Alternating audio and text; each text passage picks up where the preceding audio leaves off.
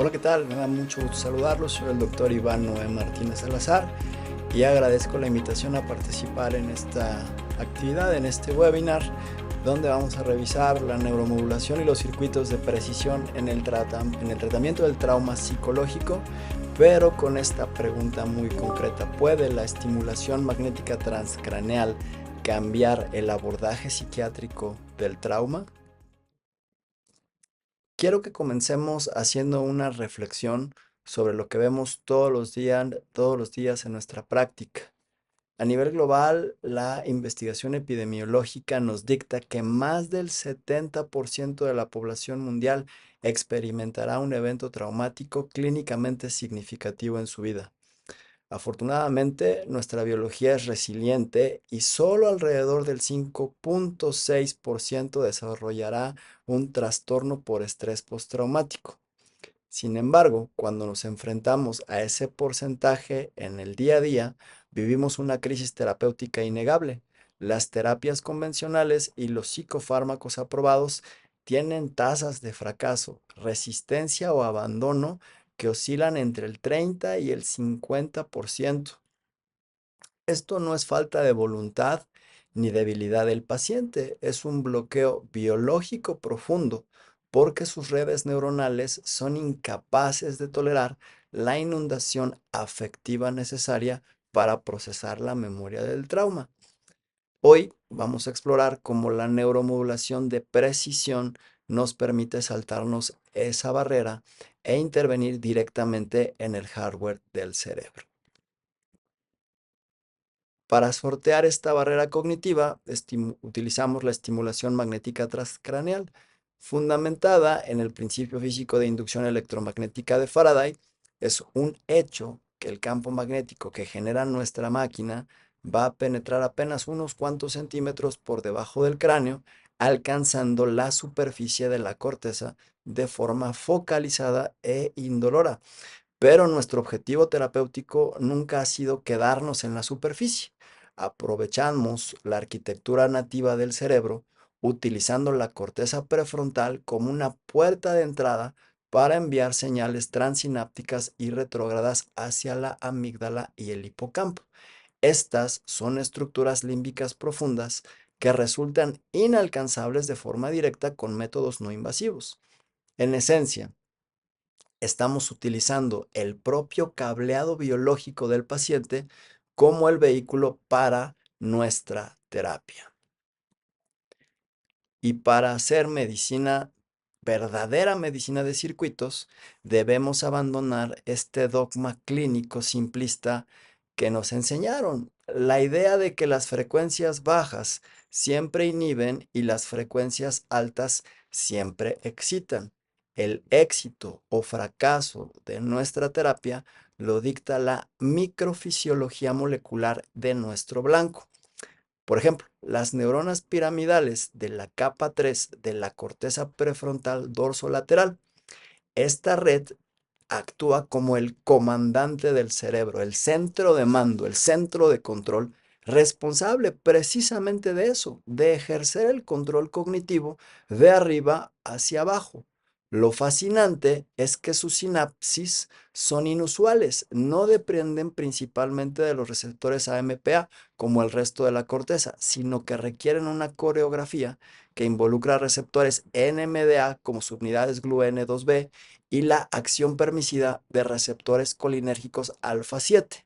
Esto suena complicado. Básicamente son un área específica con receptores específicos.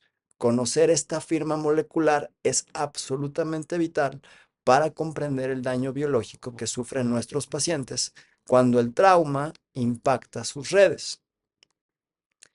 Y bajo condiciones de estrés crónico o trauma psicológico abrumador, este circuito sufre un verdadero asedio químico. Se produce una liberación tóxica, masiva e incontrolable de catecolaminas, específicamente noradrenalina y dopamina, que van a saturar la hendidura sináptica.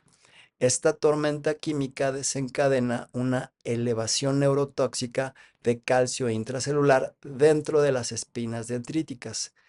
¿Qué provoca esto físicamente? Obliga a que unas compuertas de seguridad llamadas canales de potasio HCN y KCNQ2 se abran de par en par y al abrirse, la corriente eléctrica de la neurona literalmente se fuga hacia el exterior. Ocurre un cortocircuito masivo, las redes prefrontales se desconectan y nuestro comandante se queda sin señal. Al silenciarse este freno prefrontal, la alarma biológica de la amígdala se desata generando el pánico y la hiperalerta. Dicho con un ejemplo, imaginémonos una ciudad que recibe una tormenta eléctrica y caen los rayos y funden absolutamente todo. Y esta alarma que es la amígdala está constante, constante, constante. Y el comandante no le puede mandar señales a la amígdala para avisarle que ya pasó el problema. Entonces esto hace que permanezcamos en un estado de hiperalerta porque el comandante no puede mandar. Desde una perspectiva mecanística, cuando aplicamos nuestro protocolo de estimulación inhibitoria a un hercio, no estamos provocando un simple apagón metabólico ciego en la corteza. A nivel celular, estamos ejecutando una verdadera intervención de rescate. La baja frecuencia induce el reclutamiento de receptores de alta capacidad regulatoria, específicamente los alfa-2 adrenérgicos y los metabotrópicos de glutamato tipo 3. Estos receptores actúan frenando de golpe la producción de la enzima adenilato ciclasa y reduciendo entonces la liberación de calcio. La consecuencia física es que logramos cerrar esos canales de potasio que estaban filtrando la energía. Al sellar las fugas, resintonizamos los microcircuitos, devolviéndole a nuestro comandante prefrontal la capacidad de enviar un freno remoto hacia la amígdala. Entonces, no estamos durmiendo al cerebro, estamos reparando el cableado dañado. Sin embargo, aplicar todo esto a ciegas ha tenido un gran costo histórico.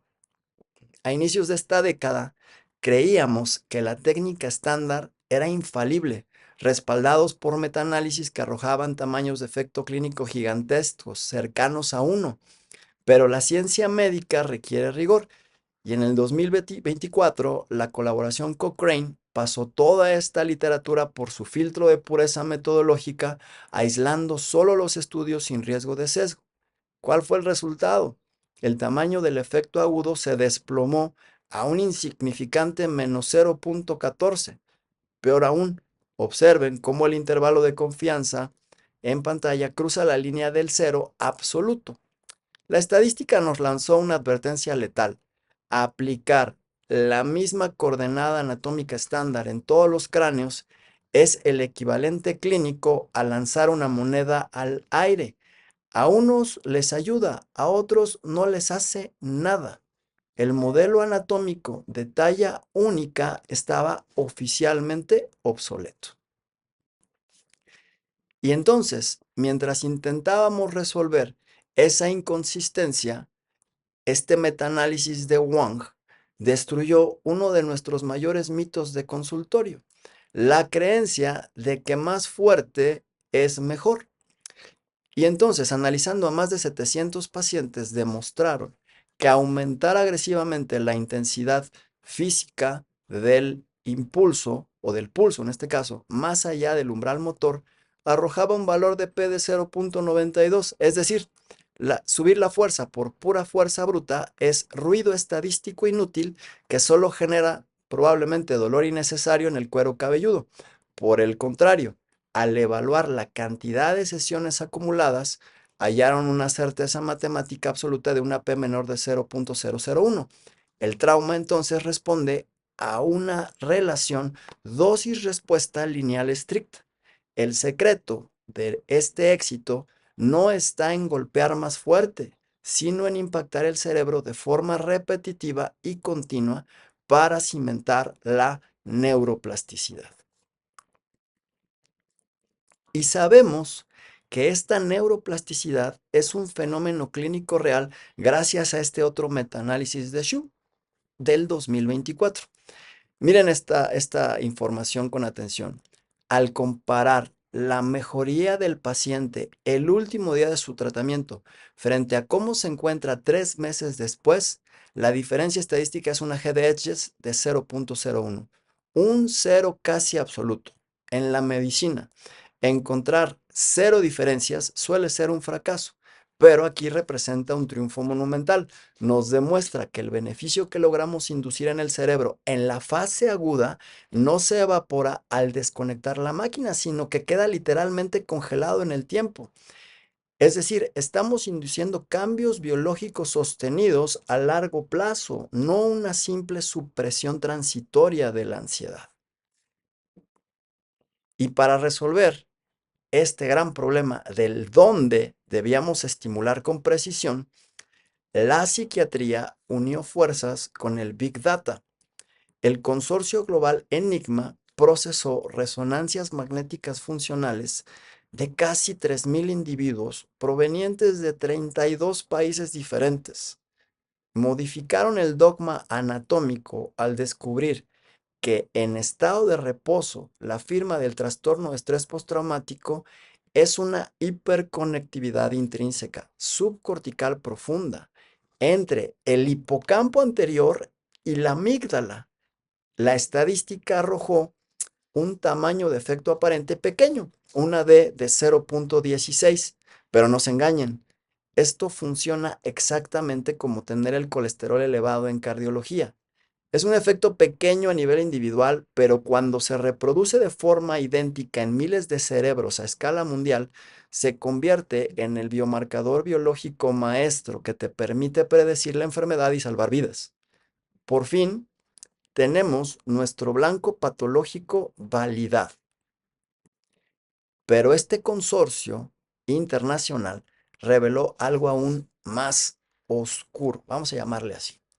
Esta red de amenaza se conecta de forma anómala a nuestra corteza visual primaria, los giros linguales y el polo occipital.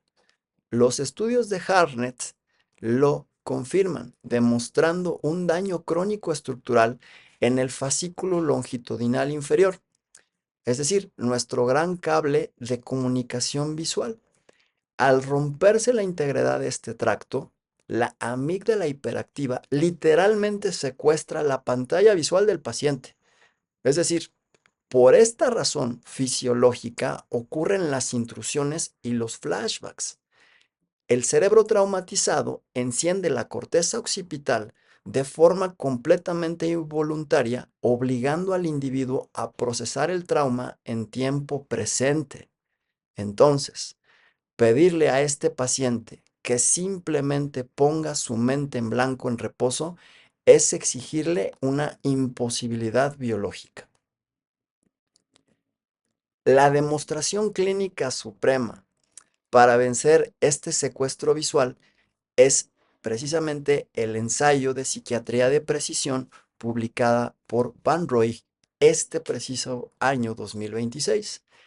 En él, dejamos de adivinar con cintas de medir sobre la cabeza del paciente y entonces a cada participante se le realizó un escáner de una resonancia magnética funcional de casi 10 minutos en absoluto reposo para localizar matemáticamente la coordenada milimétrica exacta de su corteza prefrontal que estuviera más hiperconectada con la amígdala.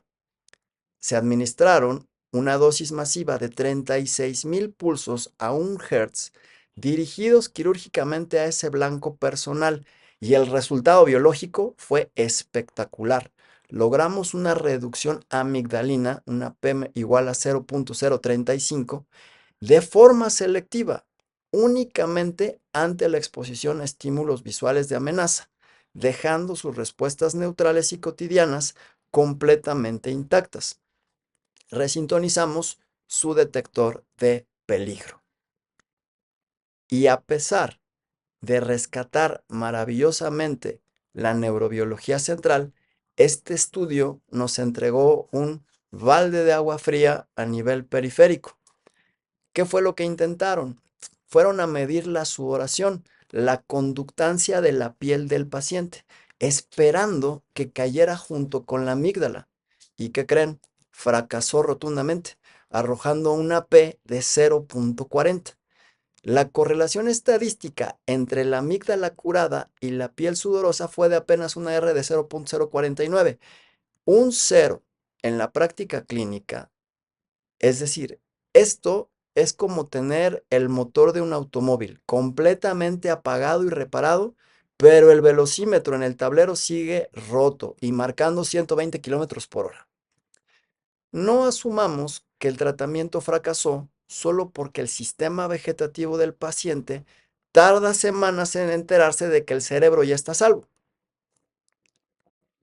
Y precisamente de esa desconexión entre el cuerpo y el cerebro nace esta lección clínica sumamente interesante. Si los investigadores evaluaban el éxito el día que el paciente fue dado de alta, cuando terminó su tratamiento de estimulación magnética, no había ninguna diferencia estadística con el grupo placebo. Habrían declarado entonces el ensayo como un verdadero fracaso. Pero al citar a los pacientes meses después en esta ventana terapéutica de seguimiento de 3 a 6 meses, el grupo activo sufrió una caída libre, masiva y sostenida de casi 20 puntos en su gravedad según la escala PCL-5, con una P contundente de 0.010. La psiquiatría de circuitos no actúa entonces como un analgésico rápido, sino que opera plantando semillas de neuroplasticidad tardía. Es decir, calibramos los frenos biológicos aquí en la clínica, pero el cerebro del paciente se va a curar después en la calle, al interactuar de nuevo con su entorno para consolidar la extinción natural del miedo.